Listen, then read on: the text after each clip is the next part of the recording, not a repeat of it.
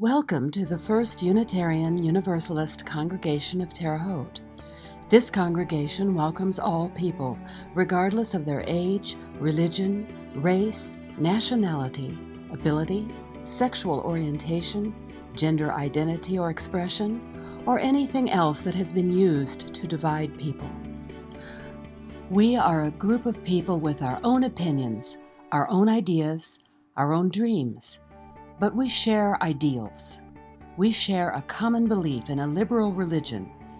In our discussions, we may disagree with each other, but we must always remember that what unites us is stronger than what separates us. We must always end the service aware of the love that we have for each other.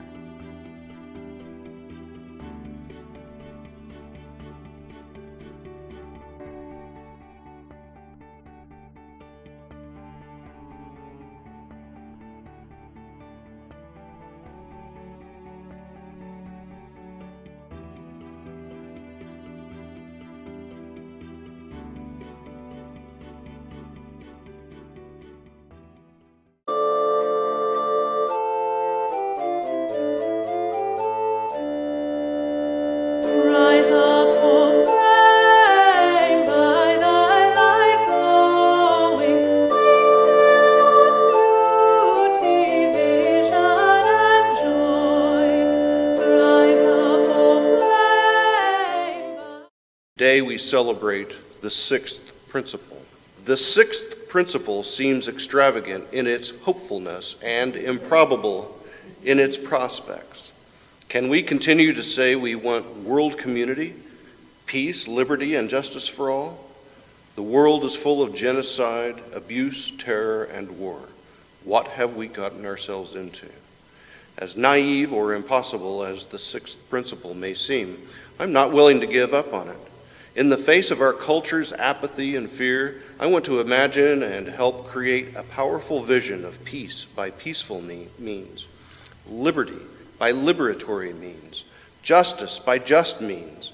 I want us to believe and to live as if we believe that a world community with peace, liberty, and justice for all is possible. There is no guarantee that we will succeed, but I can assure you that we will improve ourselves and improve the world by trying. Reverend Sean Parker Dennison from the Tree of Life congregation in McHenry, Illinois. Today's opening words are number 429, come into this place of peace. Come into this place of peace, and let its silence heal your spirit. Come into this place of memory, and let its history warm your soul. Come into this place of prophecy and power, and let its vision change your heart. William F. Schultz. Today's transitional words are number 666, the legacy of caring. The legacy of caring. Despair is my private pain, born from what I have failed to say, failed to do, failed to overcome. Be still, my inner self. Let me rise to you. Let me reach down into your pain and soothe you. I turn to you to renew my life. I turn to the world, the streets of the city, the worn tapestries of brokerage firms. Drug dealers, private estates, personal things in the bag of the lady's cart. Rage and pain in the faces that turn from me, afraid of their own inner worlds. This common world I love anew, as the lifeblood of generations who refuse to surrender their humanity in an inhumane world courses through my veins. From within this world, my despair is transformed into hope. And I begin anew the legacy of caring. Thandika. If I may, I just looked up the author here because I was curious, not having heard of her, and found she is an African-American Unitarian Universalist which is very fitting on our last day of Black History Month. Our program today is Max Hochstetler, who asked us to ask me about Carter. Max is the South District Manager for Lifeline Youth and Family Services. He is partnered with Stacy, who is the mother of Carter.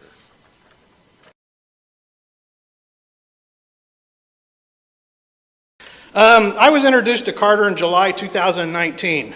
One of the first things that stood out to me with this kid is his smile. Every time I've seen Carter, he has a smile on his face that would light up a room.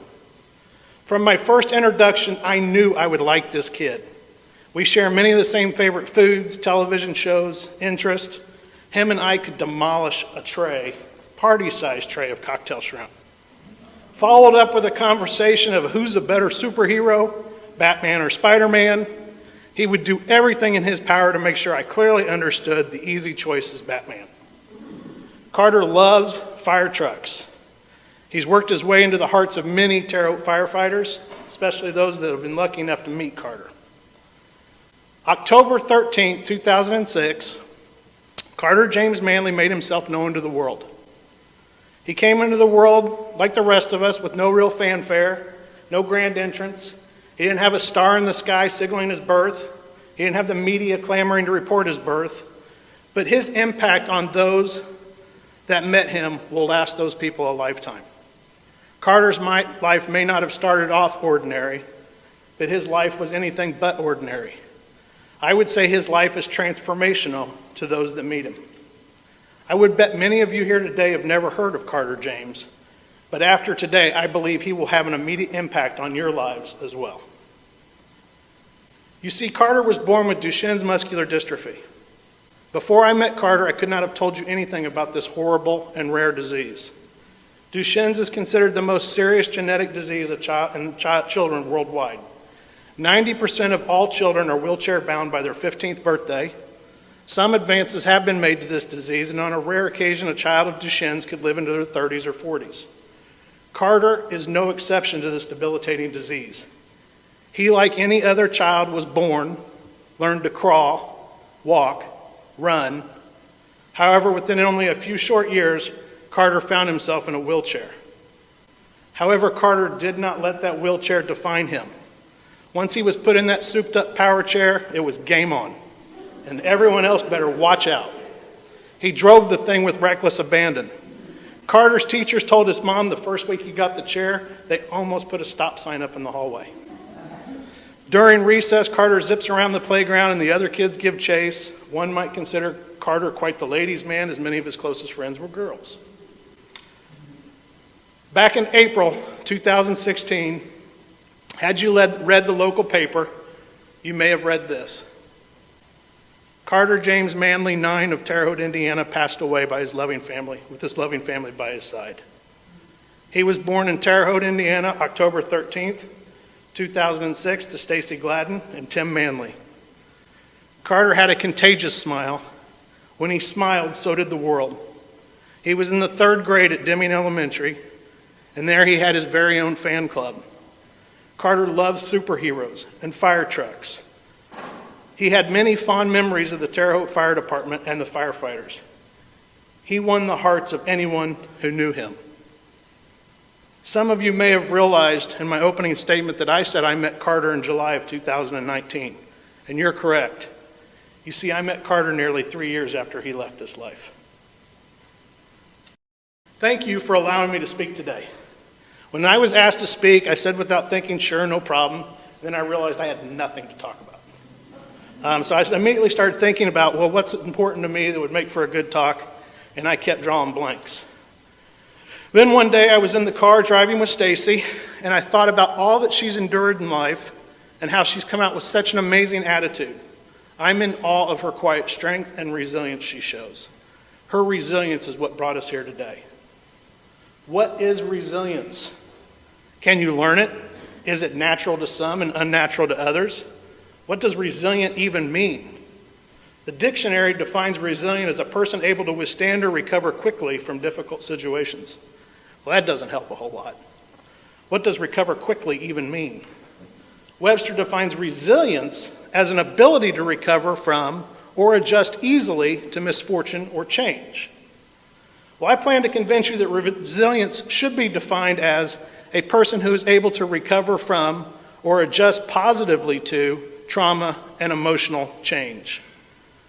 I believe I will convince you that the word easy in Webster's definition is not only inappropriate, it goes against the 3 steps I'm going to talk to you about today, as easily implies overly optimistic view of what it means to be resilient. Let me change gears here for just a second. If you're willing, by a show of hands, and keep them up, how many people in here have lost someone they love, experienced a divorce or an unexpected loss to a job or a relationship you cherished? Have you ever been bullied? Lived through a disaster? Have you experienced a global pandemic? Had a miscarriage? Lived with someone or loved someone with a mental disorder? Now, if you saw the hands, you will realize life is hard.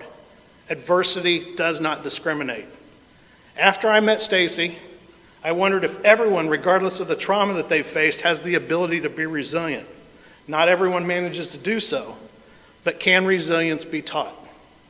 All these questions kept coming to mind. What is resilience? Is it natural? Is it unnatural? What does it mean? This got me thinking, what is it that allows one person to be resilient? Someone who has faced down what I've discovered is considered the most traumatic event a human can experience, the death of a child, while others struggle to cope and rebound from trauma. I spent a lot of time researching and trying to find this answer. I'd ask Stacy how she managed. She'd give me the standard answer. I almost didn't. It was hard. And she will tell you she still struggles. So as I continued to look into what makes one resilient, I came across the story of Lucy Hone. Much of what I'm going to talk about today comes from Lucy's studies. Lucy is from Christchurch, New Zealand. She studied at the University of Pennsylvania with an emphasis on resilience research. She studied under the professor who recently was awarded the contract to provide resilience training to the United States Armed Forces returning from war zones. Lucy finished her master's and returned to Christchurch to continue her doctorate in resilience research. In 2011, Christchurch experienced some terrible earthquakes, and Lucy took her training and put it into action in her community. She believed this was her calling, and all her years of studying and learning, she's able to take theory and put it into practice in the real world. She felt like she had realized her why. But as life would show, that was not to be. A few years later, Lucy's 12-year-old daughter rode with her best friend and her best friend's daughter to the beach. On the way, the friend was involved in a horrific automobile accident, killing everyone in the car. Lucy realized all the training she had, all the help she'd given others, she was now going to have to attempt to do in her own life. She's no longer working with other people's trauma, she's now working with her own. So Lucy identifies 3 steps that resilient people demonstrate, or that people that want to become resilient can put in effect into their lives. And the first step is, resilient people know bad stuff happens. Resilient people know bad stuff happens. When one internalizes this first step of bad things happen while dealing with his or her trauma, and not negating that it might be difficult, painful, slow, overwhelming, but not impossible, it will ultimately help one find the resilience he or she needs. About 5 years ago, I read a book called Good to Great by Jim Collins. I don't remember a lot about the book, but one chapter that stuck out to me was, after all these years, was part about the Stockdale Paradox. And I believe he can explain the Stockdale Paradox to you better than I can. The Stockdale Paradox suggests being overly optimistic is detrimental to resilience. I think this is confirmed by Lucy Hone's step 1, that resilient people accept what the world has given to them without blame. I was shocked to learn that people who are overly optimistic tend to be far less resilient. But if you consider it for a moment, on the surface it seems crazy to think any type of optimism is bad, but too much optimism prevents someone from dealing with the problem at hand. To question the universe or God or whomever you choose to blame, why me, I can only assume is natural. But moving to a place of bad stuff happens to everyone, and this is my burden to carry, is the first step to becoming a more resilient person. Earlier, I told you the word easily should be removed from the definition. If you consider the Stockdale Paradox along with Lucy Hone's first step, I believe you'll agree with me that to easily recover by no means defines a resilient person. And furthermore, the word easily in the definition is detrimental to reaching resilience because that one adjective implies an overly optimistic view. And we have learned in the Stockdale Paradox that that is detrimental to being resilient. The second thing resilient people do is they select their attention. What does this mean, select your attention? Basically, it's the prayer of serenity. For those of you unfamiliar with the serenity prayer, it goes like this. God, grant me the serenity to accept the things I cannot change, the courage to change the things I can, and the wisdom to know the difference. If you think about this, it sounds easy on the surface, but it goes against human nature. We're built to take negative emotions and let them stick to us, as well as taking the positive emotions and letting them bounce off. This is a self-preservation technique. The example Lucy uses is she thinks back to early man, and a person walks out of the cave and sees this gorgeous, beautiful valley with a rainbow reaching all the way across, and a bear. Human nature makes us concentrate on that bear.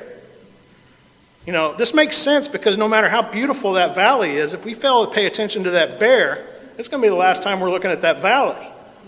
The problem falls that today we're inundated and bombarded with negative emotions.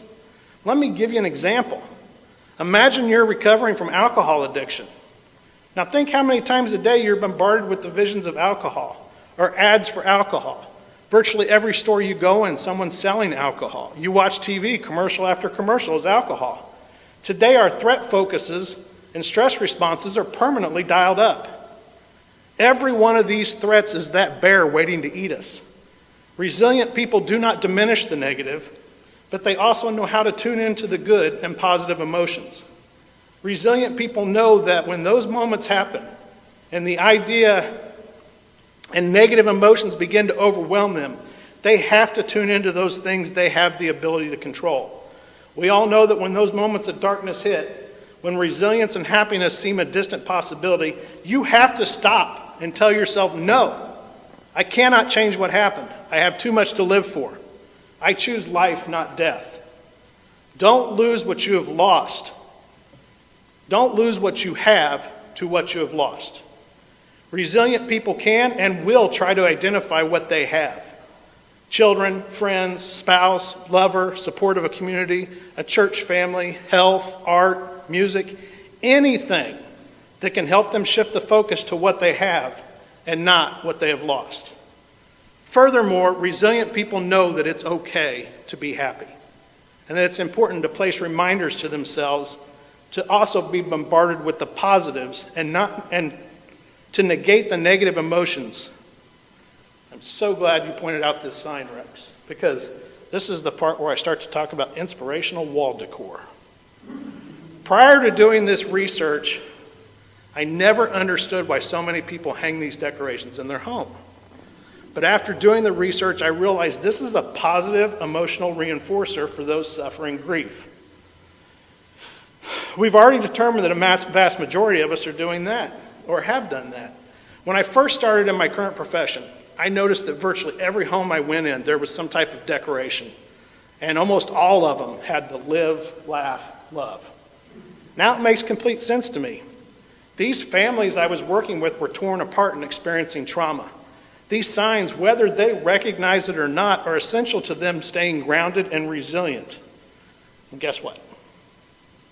Since Stacy and I have lived together, and yes, I went around the house and counted, we have 9 of those signs in our tiny little house. I promise I will never again think that's weird or get why it's important to you. So, if we think about this second concept for a second, it becomes easy to see why people move to destructive behaviors following trauma also. If we insert the idea of replacing the focus of what we have lost with what we have, but someone's not able to identify anything that they have, it's only natural they're going to turn to drugs or alcohol.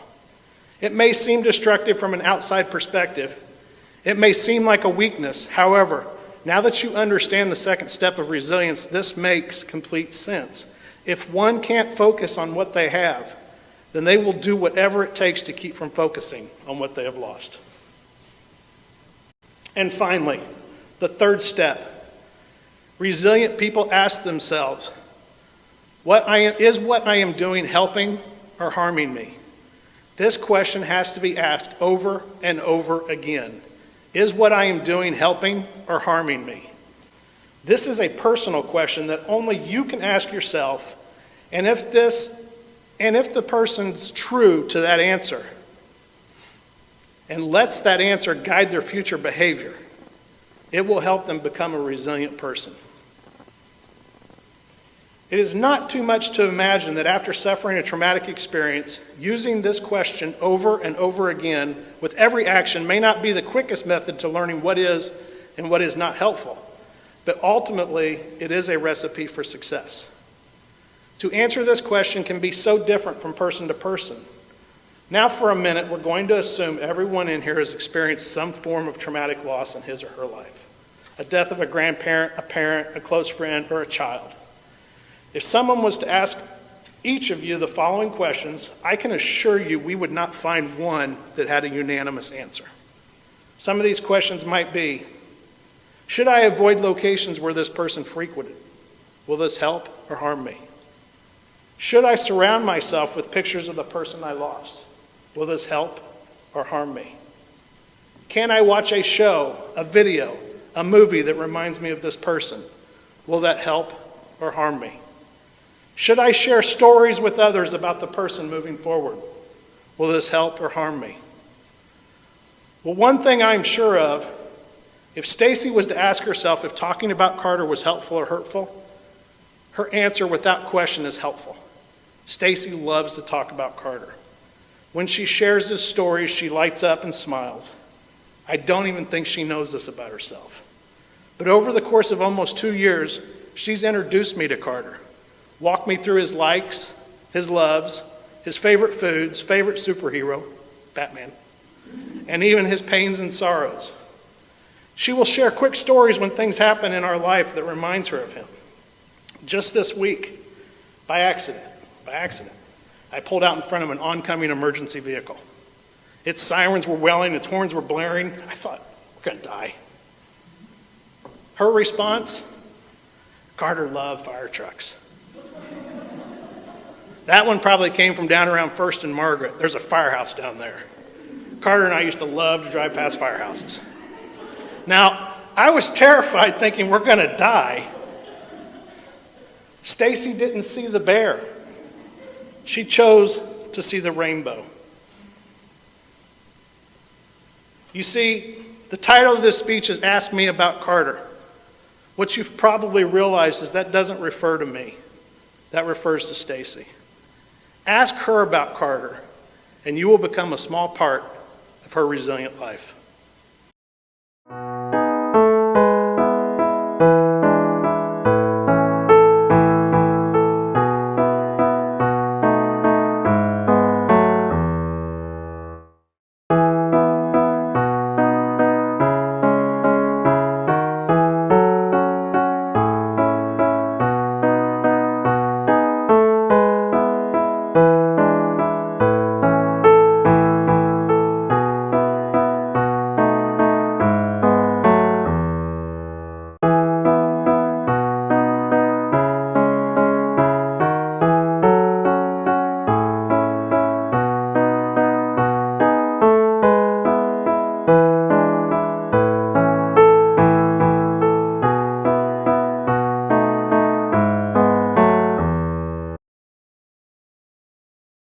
Closing words are 447. At times our own light goes out and is rekindled by a spark from another person. Each of us has cause to think with deep gratitude of those who have lighted the flame within us. Paulo Schreitzer. May the blessings of love rest upon you. May peace abide with you.